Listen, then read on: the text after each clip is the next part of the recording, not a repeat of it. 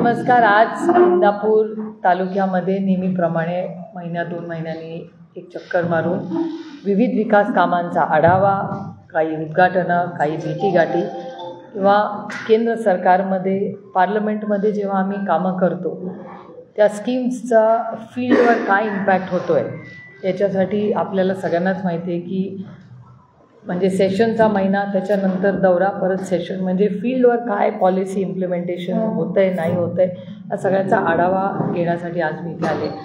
प्रधानमंत्री ग्राम सडक योजनेचे काही रस्त्यांची उद्घाटन आहेत, काही कंडोलन्स व्हिजिट्स आहेत.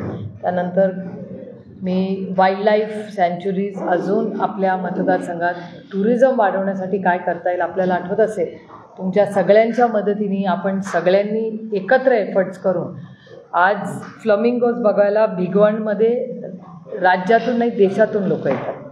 त्यामुळे खूप मोठा टुरिझम हब म्हणून आपण सगळे इंदापूरकडे बघताय. अजून इथे काय करता येईल टुरिझमसाठी याच्यासाठी आम्ही सगळेच प्रयत्न करतो आहे.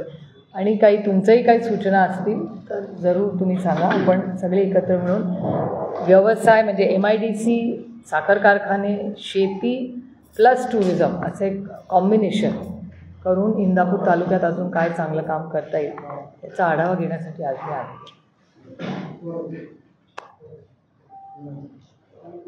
काल माणिकराव कोकाटे काल असे म्हटले की सरकारी योजनांमध्ये, मोठ्या सरकारी योजनांमध्ये अंमलबजावणी करताना 4-5% असं म्हणजे 4-5% शासनामध्ये भ्रष्टाचाराला मान्यता देते का?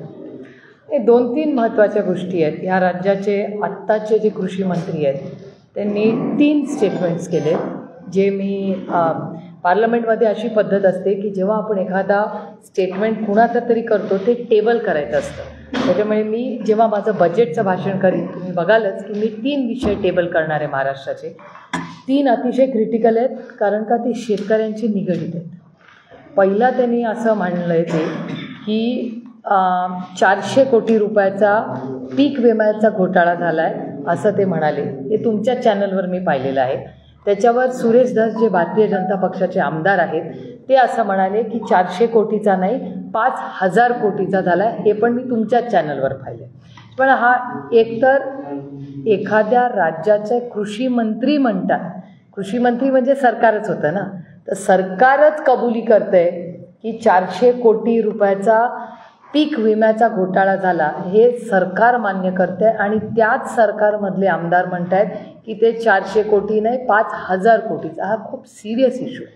तो मी पार्लमेंटमध्ये रेज करणार आहे कारण का ती फायनल अथॉरिटी आहे या देशात. त्याच्यानंतर दुसरा एक आरोप कृषी मंत्र्यांनी केलेला आहे केंद्र सरकारवर जो खूप गंभीर आहे.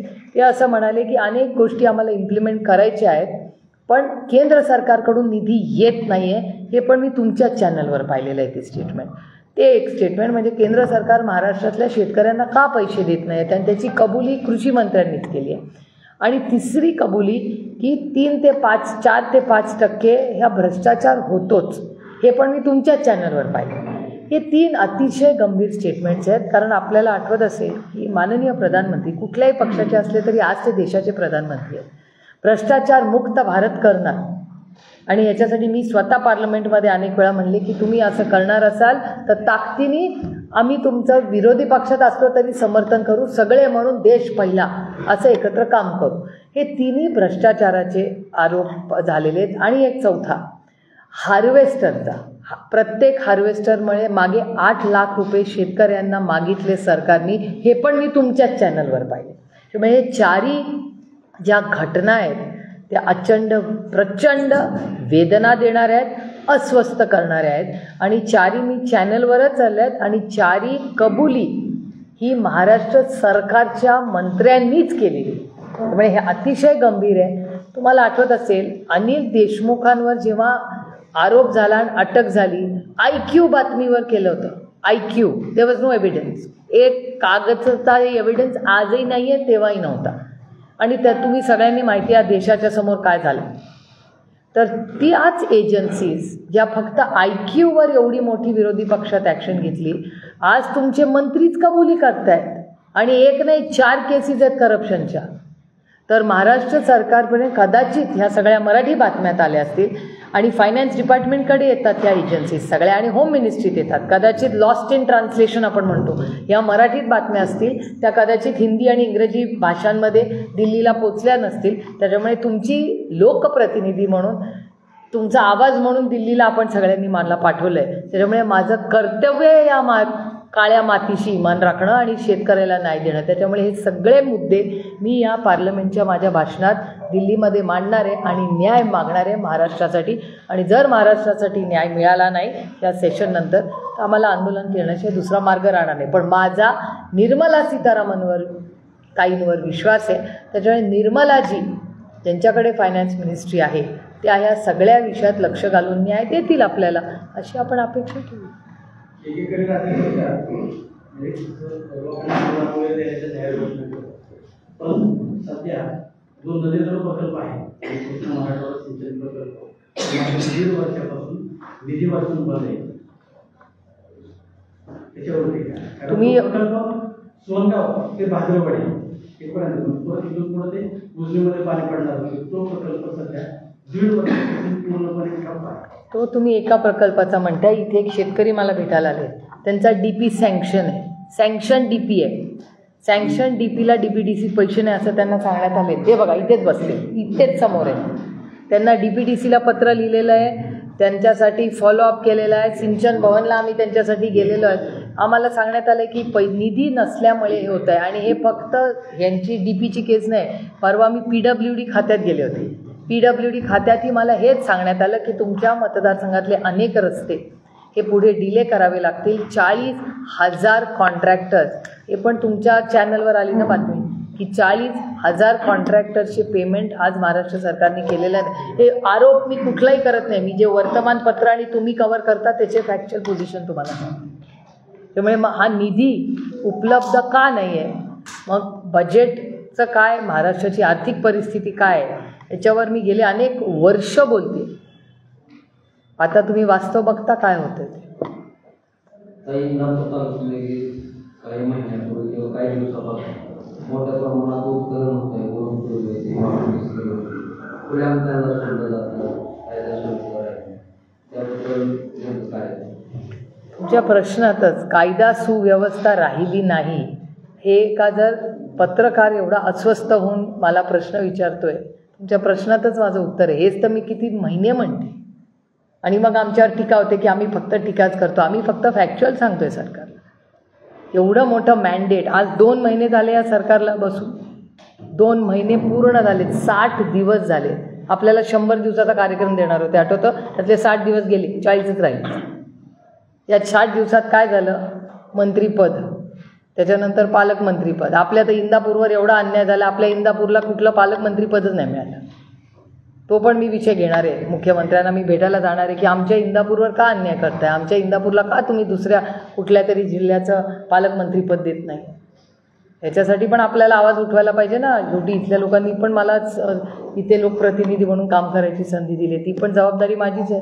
आमदारांना विचारलं तुम्हाला पालकमंत्रीपद भेटलं नाही म्हणून नाराज आहे, म्हणजे नाही मी राज्याचं पालकमंत्री असेल, पण माझी इच्छा आहे. कारण का तुम्ही तर किती दिवस हेडलाईनच करताय पालकमंत्री पदावरनं, त्याला स्टे वगैरे देतात. मी एखाद्या पीक विम्याला स्टे दिला असताना तर आनंद झाला असता मला, पण पालकमंत्री पदाला स्टे तर मी पाणी तेवढं. मला पण एक प्रश्न मी सरकारला विचारणार आहे भेटल्यानंतर मंत्रालयात की पालकमंत्री हे कॉन्स्टिट्यूशनल आहे का असंविधानिक पद आहे का संविधानिक पद आहे, ह्याचा पण थोडासा अभ्यास झाला पाहिजे ना. त्याच्यामुळे गेल्या 60 दिवस झाले ते सरकार येऊन, 2 महिने, कुठले मोठे ठोस निर्णय झाले या सरकारकडून. एवढं मोठं मॅन्डेट या सरकारला मिळालं आहे. एवढं मोठं मॅन्डेट काँग्रेसला कधीतरी मिळालं होतं, आता एवढं मोठं मॅन्डेट या सरकारला मिळालं आहे. मला वाटलं बापरे आता किती काम करतील आणि किती नाही, पण 60 दिवसात काहीच नाही झालं. माझ्या मतदारसंघाचा मी 2 वेळा आढावा घेतला आहे, काहीच मुवमेंट नाही, कशाचीच मुवमेंट नाही. आता फक्त महिला काल मला बारामतीत भेटल्या, त्यांनाच धाकधूक व्हायला लागले की कोणाचे पैसे राहणार जाणार, कशी स्कीम टिकणार नाही टिकणार, या सगळ्या. आणि रोज तुमच्या चॅनल आणि वर्तमानपत्रात त्या सगळ्याच स्कीमच्या माहिती येते. त्यामुळे नक्की कुठली स्कीम राहणार, कुठली जाणार, बजेटमध्ये काय येणार, तुम्ही म्हणता तसे सगळे जे प्रकल्प आहेत किंवा कमिटमेंट्स आहेत सरकारच्या ते किती राहणार, हा एक मोठा प्रश्नच आहे. काही विधानसभेच्या वेळेस तुमच्या नेतृत्वावर विश्वास न ठेवणारे आज तुमच्या अवतीभोवती बसलेले आहेत, त्याबद्दल काय? समय में बहुत बड़ी ताकत होती है. 2 दिवस झालं बच्चू कडूंचे एक स्टेटमेंट वाचलं होतं. पवार ठाकरे केंद्राच्या सत्तेमध्ये जाऊ शकतात, काय वाटतं? मी वाचलं बाई, मला याची काय माहिती नाही. त्यांना काय वेगळी माहिती असेल तर मला माहिती नाही. माझ्या तरी आहे, म्हणजे मी पण तुमच्याच चॅनल. त्यांना काय एक्स्ट्रा इन्फॉर्मेशन असेल तर माझ्याकडे तरी असली कुठली माहिती आलेली नाही. त्यांच्याकडे काय वेगळी असेल तर यात मला खरंच माहिती नाही. काही लोकसभेला तुमच्यावर ज्या कार्यकर्त्यांनी काम केले त्यांनी विधानसभेला हर्षवर्धनचं नेतृत्व स्वीकारलं नाही किंवा काम केलं नाही, त्यामुळे हर्षवर्धन पाटलाचा पराभव झाला अशी तालुक्यात चर्चा आहे. त्या कार्यकर्त्यावर येणाऱ्या काळात तुम्ही कारवाई करणार का? अनेक कारणं आहेत, बरीच कारणं आहेत. म्हणजे इथून फार लांब न जात शेजारीच बघा, सोलापूर जिल्हा लागूनच आहे आपल्याला. तिथे तुम्ही बघताय मतदानाचं काय झालं. त्याच्यामुळे मला स्वतःला वाटतं की अनेक बदल हे वोटर लिस्टमध्ये झालेले. मी कोणावर आरोप करत नाही, कारण का त्या डेटाचं काम माझं चालू आहे आता. पण तुम्ही बघता उत्तम जानकरांचं, जो माणूस निवडून आला आहे त्यांनीच त्या यंत्रणेवर किती प्रश्न विचारलेले आहेत. त्याच्यामुळे मला स्वतःला ह्या इलेक्शनमध्ये नक्की किती पारदर्शकता आली आहे हा एक मोठा प्रश्न, आरोप समाजात सातत्याने उभे राहत आहेत. ते मीडियामधून येत आहेत, ते लोकप्रतिनिधीतून येत आहेत. जे लीडमध्ये निवडून आले ते स्वतः मला सांगतायत स्वतः की आम्हालाही विश्वास बसत नाही की आम्ही इतक्या मतांनी निवडून आलो. जे हारले ते म्हणतात आम्हाला आमच्या गावातलीच मतं पडली नाहीत. जे निवडून आले ते पण ॲनालाइज करतायत की त्यांची मतं गेली कुठे. त्यामुळे हे सगळं जी प्रक्रिया आहे, कालच पुरंदरला होते, काल दुपारी मी, त्या व्हिडिओही माझ्याकडे असेल. तिथले एक ग्रस्त ते मला विचारतात लांबून, अरे सुप्रिया, चष्माला होता, सुप्रिया? म्हणलं हो, का? म्हणलं या मी तुम्हाला मतदान केलं होतं. म्हणलं मी तुम्हाला विधानसभेला पण मतदान केलं, आपली सीट गेलीच कशी, तुम्ही बंद करा. तो व्हिडिओ असेल नितीनकडे. ते म्हणले बॅलेटवर घ्या, बॅलेटवर घेतल्याशिवाय काय खरं नाही. हे माझे शब्द नाही किंवा कुठला पक्षाचा पदाधिकारी पण नाही. मी गाडीने चालले होते, मुलांनी माझी गाडी थांबवली, मी हात करायला उतरले मुलांना. It was absolutely a coincidence. तर सामान्य माणसामध्ये जो लांबून सगळं बघत असतो त्याला जर ही भावना मनात असेल तर शेवटी आम्ही लोकप्रतिनिधी आहोत ना, आम्ही तुमचाच आवाज आहे, आम्ही काही वेगळे नाही आहोत. तुमचा आवाज म्हणून, तुम्ही तुमचा सेवक म्हणून मला हे काम करायची संधी दिली. त्याच्यामुळे जर एवढी अस्वस्थता असेल, आणि ठिकाणी असं झालं म्हणतायत, आरोप होतो उत्तम जानकर म्हणतात की बॅलेटेड करून निवडणूक करायची. तुम्हाला देखील तसं वाटतं का?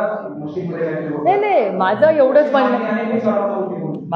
म्हणणं आहे की जर समाजात अस्वस्थता असेल, एखादा प्रश्न, व्हॉट इज द प्रॉब्लेम, मग करा. त्याच्यात काय म्हणजे योग्य आयोगाने हे बघा, माझा पेपर, तुम्ही माझी ओरल एक्झाम घ्या किंवा रिटर्न घ्या, माझा अभ्यास झालेला आहे. तुम्ही कशी घेतली तरी मला परीक्षेला बसायची तयारी आहे.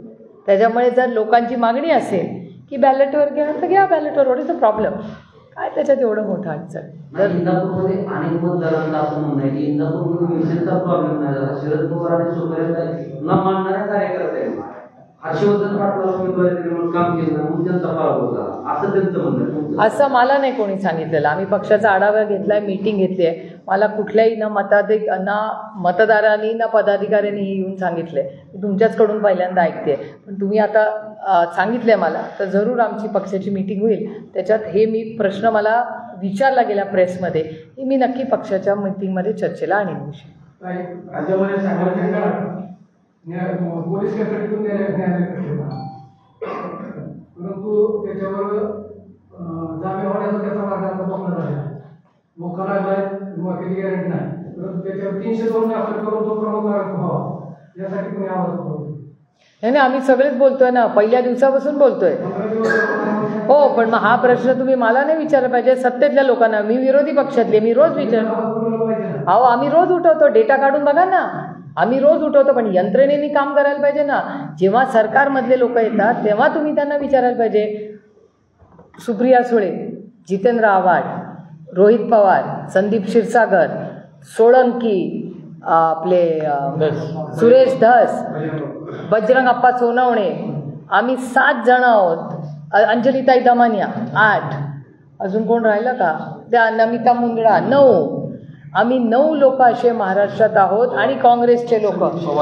हां ते संदीपचं घेतलं मी नाव. संदीपनी तर सुरूच केलं. संदीपचं नाव पहिलं. अभिमन्यू पवार BJP. 10 लोक आहोत आम्ही आणि ते आम्ही सातत्याने आम्ही मांडतोय हा मुद्दा.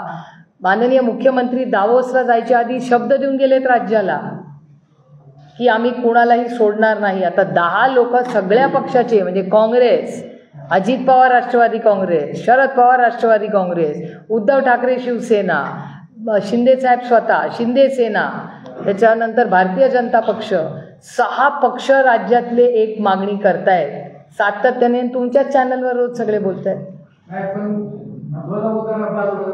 काय चर्चा होते परंतु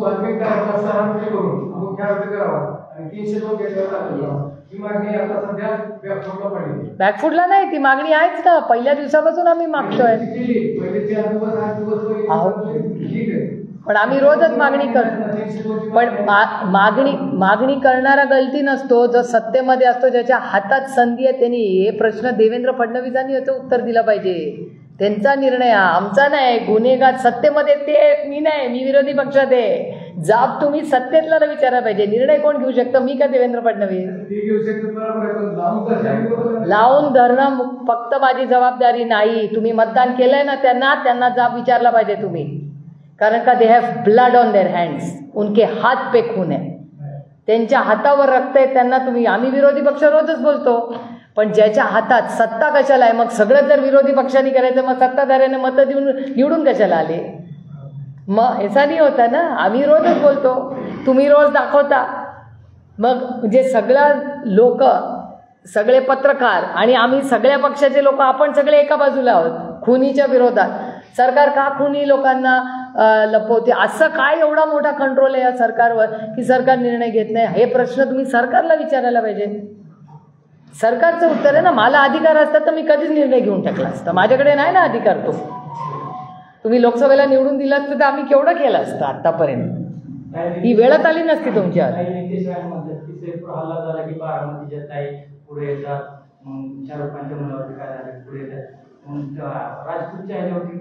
ही लोकशाही हो, प्रत्येकाला बोलायचा अधिकार आहे.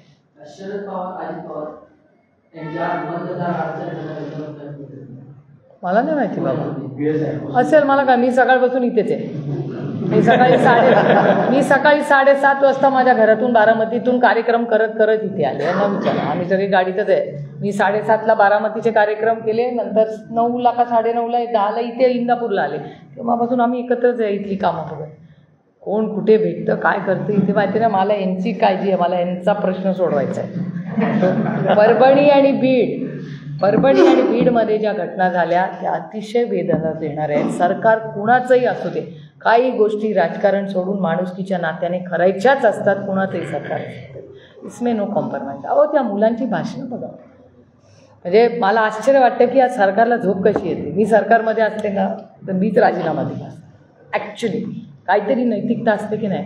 त्या मुलांचे अश्रू, ज्या मुलांनी हसणे खेळणे के दिने, उसाचा रस करत, टाइमपास करत, सायकलीनी शाळा कॉलेजला जाऊन 10वीची परीक्षा देणारी मुलं आज वडिलांच्यासाठी मोर्चांमध्ये भाषणं करतायत. किती अस्वस्थ करणारी गोष्ट आहे.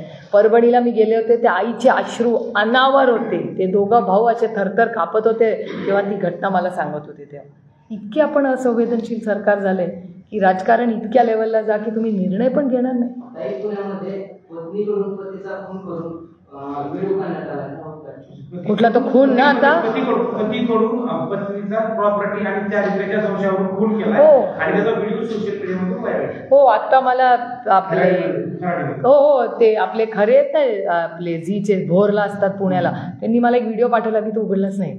कारण का त्याच्यात ती बाई आणि ते रक्त दिसत होतं. मी नाही हिंमत करून उघडलं.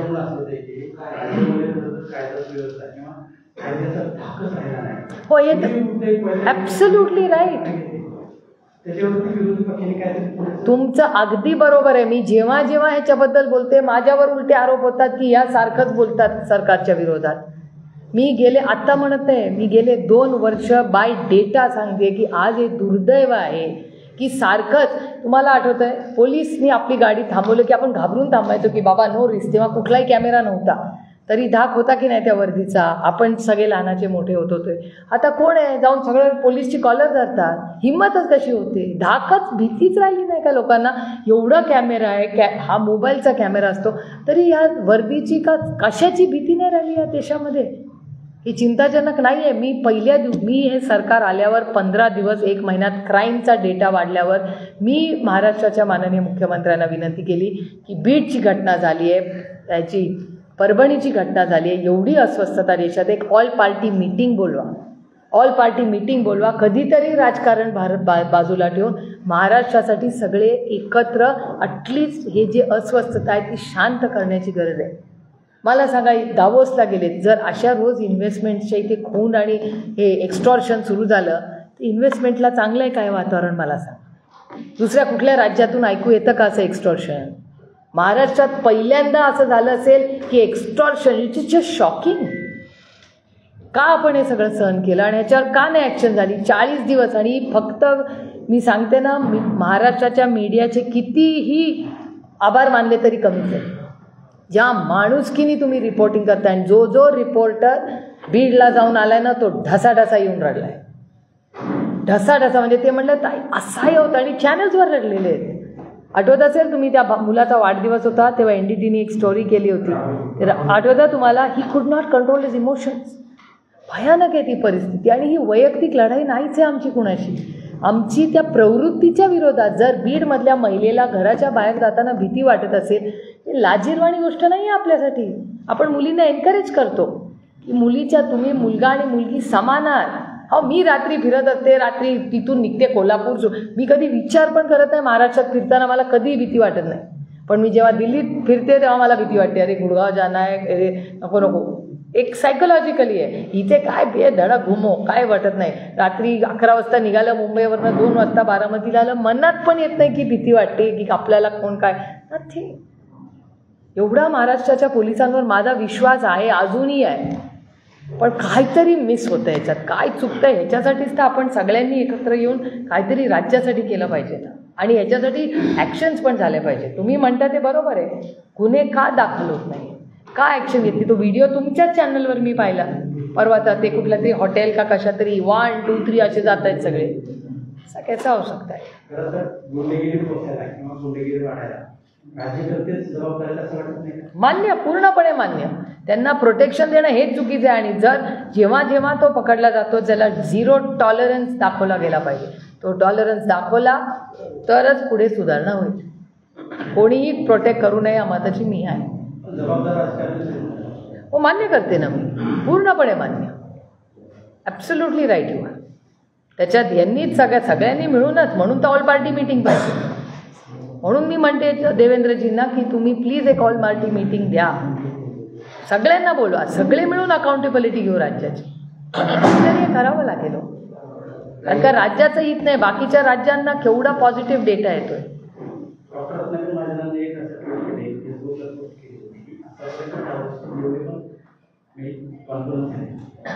आणि आपण गेलेले प्रतिनिधी आणि तिथून पत्रिका काढावी हे विरोधी पक्ष काय मागणी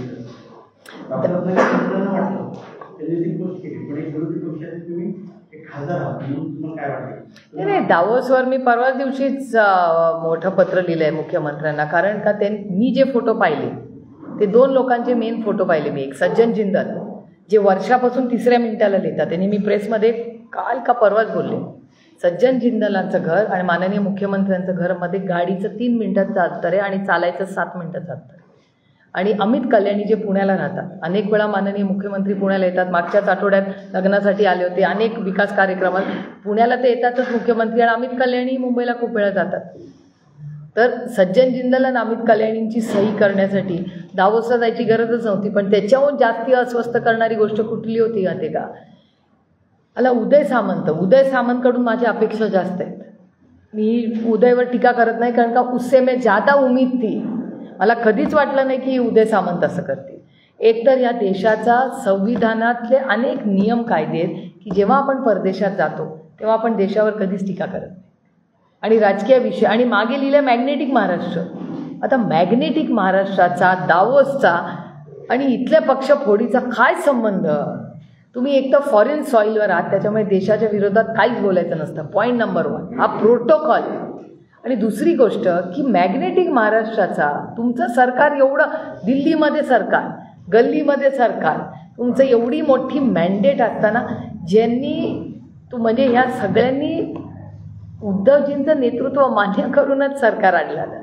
तुम्ही सरकारमध्ये एवढा मोठा मॅन्डेट आहे त्यांना, तरी तिथे मॅग्नेटिक महाराष्ट्रामध्ये फोडाफोडी. त्यांनी काय मॅग्नेटिक महाराष्ट्र होणार आहे का? काय मॅग्नेट होणार आहे का? त्याच्याऐवजी जे एक्स्टॉर्शन बंद झालं ना, तर ते महाराष्ट्र जास्ती मॅग्नेटिक वाटेल हे पक्ष फोडण्यापेक्षा. त्याच्यामुळे इंडस्ट्रीला काय आवडतं? इंडस्ट्रीला रेड कार्पेट, स्टेबिलिटी पाहिजे. त्यांना 2 महिने 60 दिवस झाले, कुठला मोठे निर्णय झाले. मध्ये मी देवेंद्रजींबद्दल चांगलं बोलले, सगळ्यांना वाटलं ह्या कशा काय चांगलं बोलायला लागला, कारण का इट इज अ फॅक्ट. एकच माणूस आहे, तो काम करतो 60 दिवस झाले. आणि गमतीचा भाग आहे, मी आणि अमोल कोल्हेंनी अनेक मंत्र्यांच्या वेळी मागितले, नॉट अवेलेबल इन मंत्रालय. कुठले दिवस तुम्ही असाल? कॅबिनेटचे एकच दिवस येतात सगळे. तर मी आणि अमोल दादांना का भेटायचं होतं की पार्लमेंटला जायच्या आधी आम्हाला काही विषय घ्यायचे होते की आम्हाला दिल्लीला फॉलोअप करायला काय विषय तुम्ही आम्हाला सांगा, त्याप्रमाणे आम्ही नियोजन करू, दिल्लीला मंत्र्यांकडे जाऊन फॉलोअप करू. ह्याच्यासाठीच तर आम्हाला निवडून दिले ना, पार्लमेंटमध्ये जाऊन फॉलोअप करायला राज्याच्या कामांचा. कशाचा? त्यांनाच माहिती काय करता येते. माझं म्हणणं आहे पारदर्शकपणे फास्ट ट्रॅक कोर्टमध्ये परभणी आणि बीडच्या केसेस या पारदर्शकपणे झाल्या पाहिजेत. आणि तुमचं पण मी कौतुक करते, काय काय तुम्ही ते फिल्म्स दाखवतात त्यांचं, इथे घर, ह्याच्या नावावर घर, guard, driver, hey my God, मला असं चक्कर येऊन बघते थोड्या वेळाने की हो क्या आहे. त्याची सगळी जी PDF आहे सगळी, त्यामुळे त्याच्यातूनच ह्या गोष्टी सगळ्या बाहेर आल्या ना. पीक विमा त्याच्यातूनच आला, हार्वेस्टर त्याच्यातूनच आलं, इलिगल प्रॉपर्टीज आल्या. आणि माझा एकच प्रश्न आहे की हे सगळे आरोप ऑन डेटा आहेत. अनिल देशमुख, छगन भुजबळ साहेब, संजय राऊत साहेब, नवाब मलिक, ह्यांच्या सगळ्यांवर आईस, मी किती वर्ष आईस बोलते, बच्चा इस राज्य में अभी आईस जानता. इन्कम टॅक्स, CBI, ED केवढ्या झाल्या. त्यांच्या कुटुंबाचं दुःख कोणी पाहिलं? मी पाहिलं. त्यांची नातवंड, मुलं शाळा कॉलेजमध्ये जाताना काय वेदना त्या भुजबळ साहेबांच्या कुटुंबांना नातवंड झाल्यात ना, कधी विचारून बघा त्यांच्या घरातल्या महिलांना. देशमुख साहेबांची नातवंड कशातून गेली? संजय राऊत साहेबांची आई आणि मुलींचं दुःख विचारा कधीतरी. नवाबबाईंची फॅमिली कशातून गेली? कधीतरी कोणीतरी त्याचा विचार केला पाहिजे ज्यांनी त्यांच्यावर आरोप केले. आणि आज इथे उघड सगळं आहे, डेटा आहे. आणि आम्ही विरोधक फक्त आरोप करत नाही, सत्तेमधले सगळे पक्ष करत आहे. म्हणजे शिंदे साहेबांचा पक्ष करतोय, अजित पवारांचा पक्ष करतोय आणि BJP पण करते, तरी काहीच होत नाही. अहो, कुठल्या सिस्टमवर विश्वास ठेवायचा? म्हणून हे सगळे इश्यूज मी पार्लमेंटमध्ये रेस करणार. पीक विम्याची भ्रष्टाचार आहे ती घटना पुढे येत असताना लाडकी बहीण योजना महाराष्ट्रामध्ये झाली, पण लाडकी बहीण योजनेमध्ये नियम असे असणार देखील मुंबईत अशा काही घटना पुढे आल्या की ज्या बांगलादेशी महिलांनी त्या लाडकी बहीण योजनेचा लाभ घेतला. काय बोलताय? असा आलाय डेटा आता बाहेर.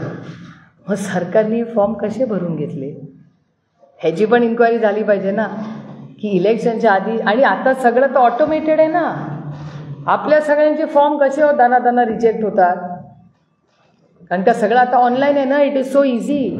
मग तेव्हा कसे काय फॉर्म भरले गेले, तेव्हा कसे भरले गेले आणि आता कसे रिजेक्ट झाले? कुठली यंत्रणा होती? तीच ते यंत्रणा नाही, ऑपरेटर तेच आहेत ना भरणारे, आणि तेच सरकार आहे ना. तेव्हा पण तेच सरकार होतं, आता पण तेच सरकार आहे. मग असं काय घडलं 3 महिन्या 4 महिन्यामध्ये की सडनली पारदर्शकता आली, आणि मग तेव्हा का नाही मग पारदर्शकता होती? ह्याचं उत्तर सरकारला द्यावं लागेल. कशाची?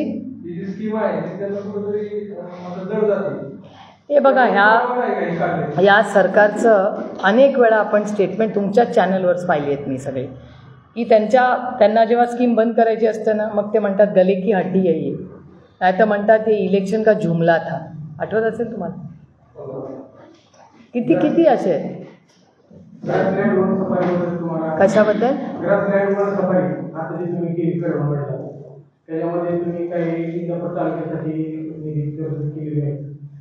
नाही, एकतर मी पहिल्यांदा नाही, मी अनेक वेळा आले. महाविकास आघाडीच्या काळातली ही स्कीम आहे, त्याच्यामुळे त्या काळात हे काम सुरू झालं होतं. तेव्हा बर्डे मामा फॉरेस्ट डिपार्टमेंटचे मंत्री होते, आपल्याला आठवत असेल. त्यामुळे महाविकास आघाडीच्या काळात हे काम सुरू झालं आहे. आणि आज ते पूर्ण होऊन लोक पर्यटक तिथे येत आहेत, ह्याचा मला मनापासून आनंद आहे. आणि आता त्यांना बराचसा निधी पाहिजे, पण जेवढा निधी सरकारकडून हवा आहे थोडा अजून आलेला नाही. तर ते आता CSRच्याही शोधात आहेत. तर सरकारशीही मी बोलीन, महाराष्ट्र सरकारशी आणि केंद्र सरकारशी. गणेश नाईक साहेब त्याचे मंत्री आता आहेत. मी गणेश नाईकांची त्यांची वेळ मागून कसा निधी जास्तीत जास्त मिळेल ह्याच्यासाठी हेही करेन, किंवा केंद्र सरकारमधून काही येईल किंवा CSR या सगळ्यासाठी प्रयत्न करू. 3 वर्ष झालं शासकीय योजनेसाठी पैसा नाही, सध्या कुठल्याच योजनेला पैसा आला नाही 3 वर्ष झालं, त्याच्याबद्दल काय? मला काय आश्चर्य वाटत नाही. मी फायनान्शियल सिच्युएशन ऑफ द स्टेटवर किती महिने वर्ष बोलते मी, तेव्हा माझ्यावर टीका होते अखंड.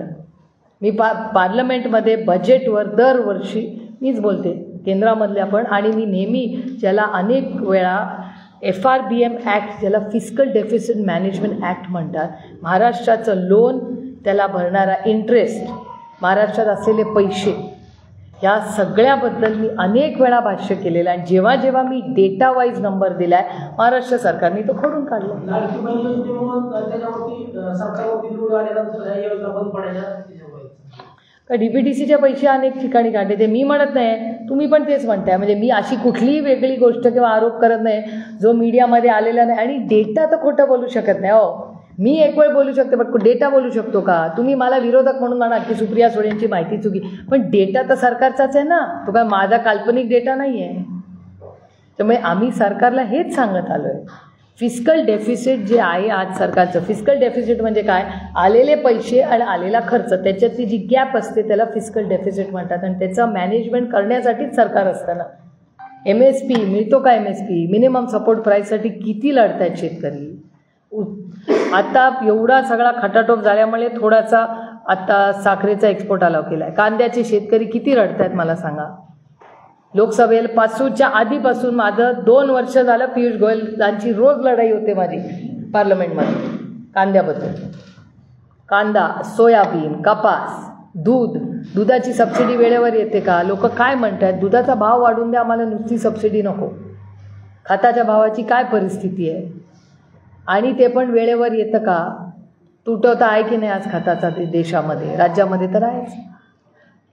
त्यामुळे खूप चॅलेंजेस आहेत. त्याच्यातून पीक विमा 1 रुपयात दिला. आता तो तुमच्या चॅनलनी सगळ्यांनी रिपोर्ट केलं, वर्तमानपत्रात आलं, किती स्कीम विड्रॉ करतात. आणि त्याच्यात एक जण म्हणतं आहे सरकारचं 400 कोटी म्हणतं, दुसरं म्हणतं 5,000 कोटी रुपयाचा घोटाळा झाला.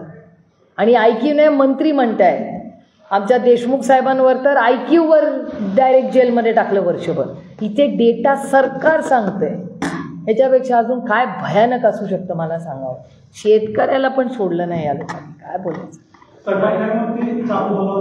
कोणावर? स्वयंपालिकांवरती चालू झाला, त्यातला नेमका आरोपी कोण आहे तो अद्याप पण एकदम क्लिअर पर्सन झालेला नाहीये. म्हणजे जो आरोपी मिळाला आहे त्याचा फेस डिटेक्ट होत नाहीये, ते चालू. हे असताना आणखी मुंबईतील 3 बड्या कलाकारांना मेल आला त्यामध्ये, ज्याच्यामध्ये राजपाल यादव, सुगंधा मिश्रा आणि रेमो डिसूजा यांना धमकी दिला आहे.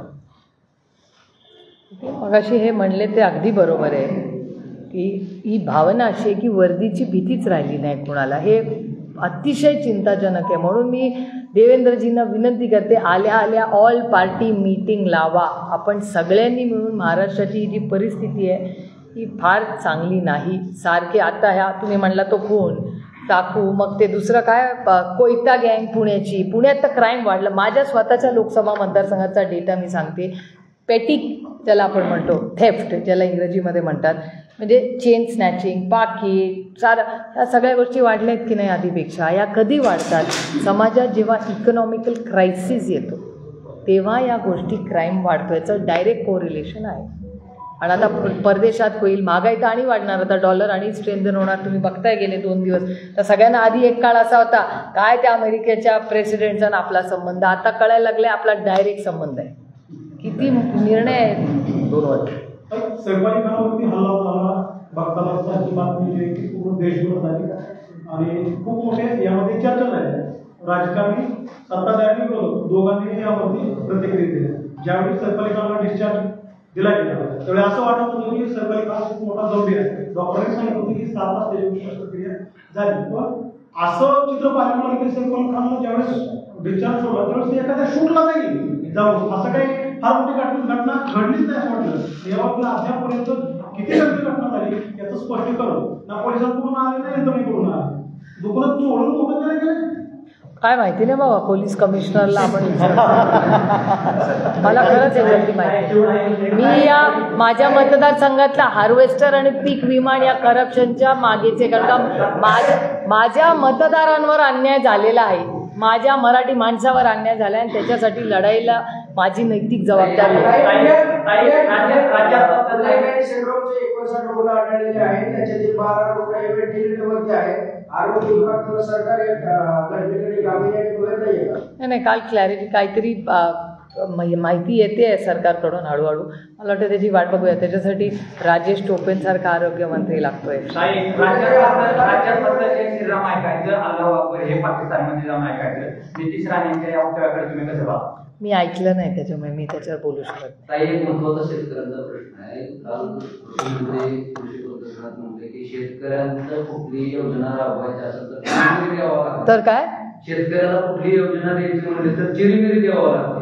त्यासाठी असं स्टेटमेंट आहे त्यांचं. काल स्टेटमेंट आहे भाषणामध्ये, चिरीमिरी द्यावं लागते. या योजना असल्याच प्रकार बंद करण्यासाठी कायदा करावा लागला. बीडमध्ये जे पीक विमा भ्रष्टाचार झाला, आपण कायदा करायला पाहिजे. कायदा करायला उपाय तर बीडमध्ये जे कृषी विमा भ्रष्टाचार झाला म्हणतात तसा असं आपल्या पुणे जिल्ह्यात अनेक तालुक्यात अतिवृष्टीमध्ये ज्या शेतकऱ्याचं नुकसान झालंय त्याला फायदा दिला गेला नाही, ज्याचं नुकसान न झालं अशा शेतकऱ्याला अधिकारी, विमा कंपनीचे कर्मचारी किंवा विमा कंपनी रागेमध्ये फायदा दिला.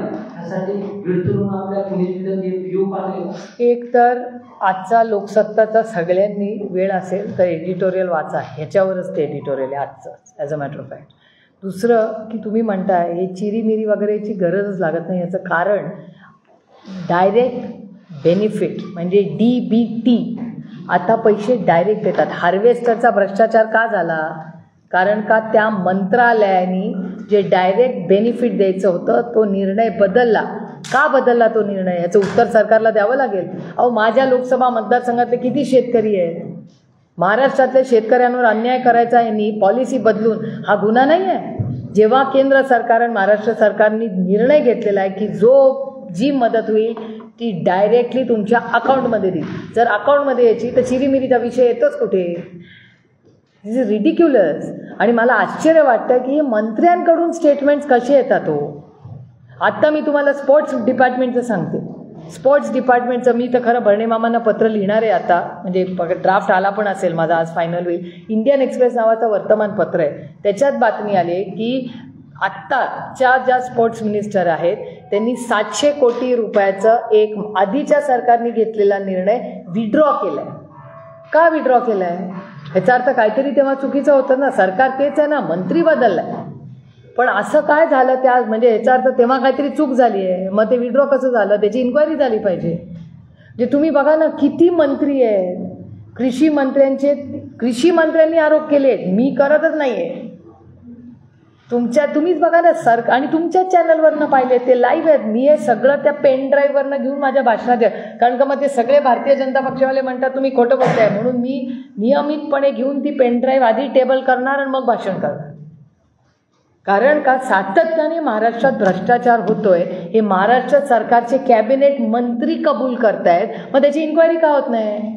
ऐकीव अनिल देशमुखांवर अटक होते, ऐकीव संजय राऊतांवर अटक होते, भुजबळ साहेबांवर एवढी केस चालते, नवाब मलिकांवर केस चालते, सगळ्या ऐकीव गोष्टी राईट. कुठे मोठा एव्हिडन्स होता? असा एव्हिडन्स होता का कुठे? मग ह्यांच्यावर का अन्याय झाले? मग आता जेव्हा मंत्री न्याय मागतायत मग मंत्र्यांना पण या देशात न्याय नाही मिळणार.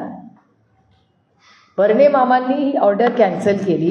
का कॅन्सल केली याचं उत्तर मला हवं आहे. कारण का मला कळलं पाहिजे की बाबा काय झालं. कारण का त्यातला बरेचसे बेनिफिशियरीज माझ्या लोकसभा मतदारसंघातले, माझं कर्तव्य नाही आहे ते.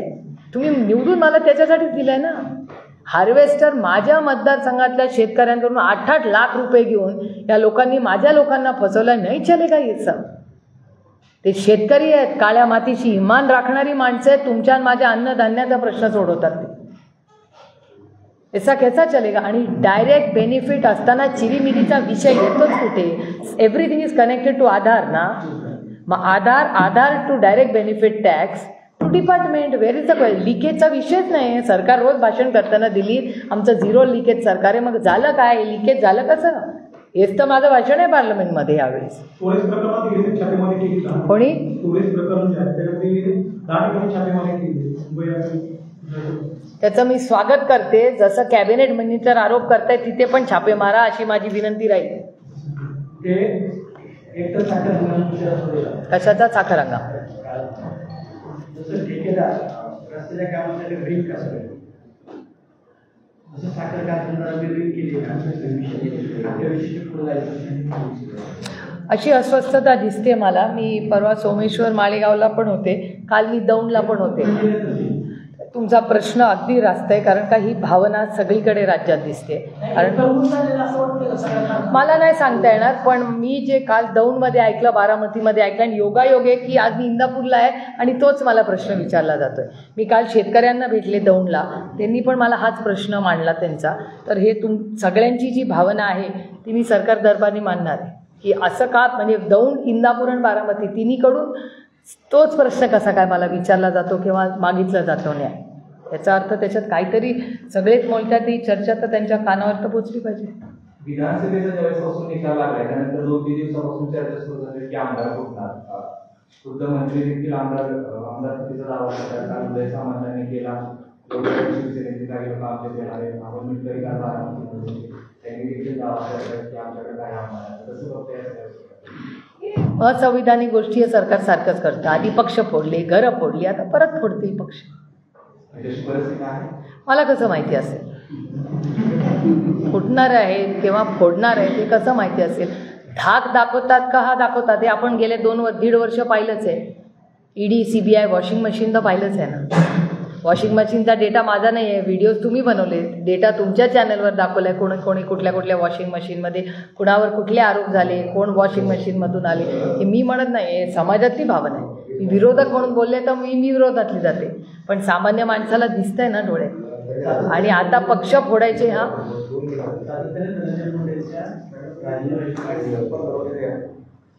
मी पहिल्या दिवसापासून म्हणते काही गोष्टी नैतिकतेने करायच्या असतात. नैतिकता, मी आज त्यांच्याबरोबर असते ना तर मी नैतिकतेवर दिला असता. कारण का आपण ज्या यंत्रणेत काम करतो, ज्या संघटनेत काम करतो, तिथे नैतिकता ही असलीच पाहिजे. आम्ही लोकप्रतिनिधी आहोत, तुमची सेवा करण्यासाठी आलो होतो. ती तुम्ही ठरवता आम्ही कुठे बसायचं आणि आम्ही काय करायचं.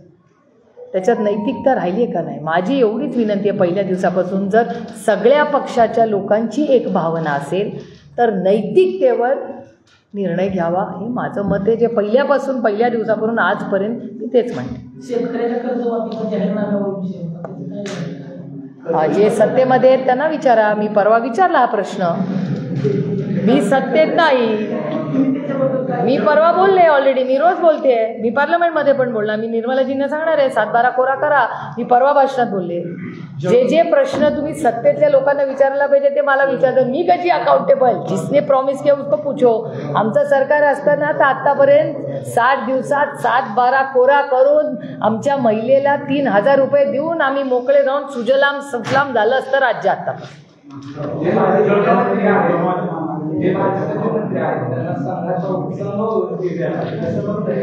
तो त्यांचा अंतर्गत प्रश्न. आता आपल्याकडे डेटा नाही, तो प्रूफ आला पाहिजे ना. डेटा आता येऊ दे, डेटा आल्यावर आरोप करू. पण आता त्यांचं सरकारीमध्ये ते होणार आहे का नाही हे काळच ठरवेल. पण मला हे माहिती नाही, पण तुमच्या चॅनलवर आलं होतं की सगळ्यांचेच OSD माननीय मुख्यमंत्री ठरवणार आहेत, सगळ्यांचे, तिन्ही पक्षाचे. त्याच्यामुळे हे काहीतरी नवीन सिस्टम सरकारने लावली असेल. हां, कशाचे? संजय गांधी निराधार, यांना विचारा किती आंदोलनं केली.